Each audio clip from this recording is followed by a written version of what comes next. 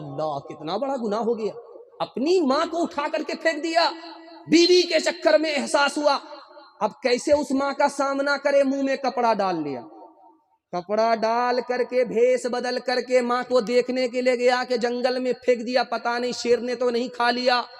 ماں کے پاس جب پہنچا تو ماں رو رہی ہے، قریب جا کر کے نہیں بتایا کہ میں تمہارا بیٹا ہوں، قریب آ کر کے کہا کہ او بڑھیا کیوں رو رہی ہو؟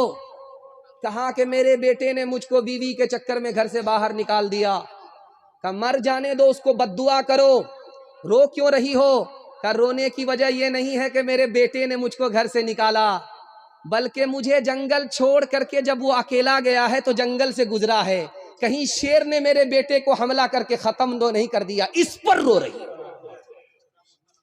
مر جانے دو اس نالائق کو، ڈوب جانے دو اس نالائق کو جس نے ماں کو اٹھا کر کے پھینکا۔ کہا یہ بد دعا عام عورت کر سکتی ہے، میں اس کی ماں ہوں، میں اس کو دعا ہی دے سکتی ہوں۔ بیٹا بیمار پڑ گیا، چار چت ہو گیا، نہ اٹھ رہا ہے نہ بیٹھ رہا، جوان بیٹا۔ ماں آ کر کے پاؤں دبا رہی ہے، کھانا کھلا رہی ہے، بیوی آ کر کے دوائی پلا رہی ہے، 1 مہینہ ہو گیا، 2 مہینہ ہو گیا، 1 سال ہو گیا، اٹھنے کا نام ہی نہیں لے رہا۔ ایک آدمی آیا، بیوی سے پوچھا کیسا ہے تمہارا شوہر؟ کا مرتا بھی نہیں ہے کہ جلدی سے مسجد کے مائک سے جنازے کا اعلان ہوگا۔ اس کے کان کھلے ہوئے تھے، اس نے سن لیا۔ اس نے لوگوں سے کہا کہ لوگوں، جو یہ کہتے ہیں کہ ماں سے بڑھ کر کے بیوی ہے وہ غلط کہتے ہیں۔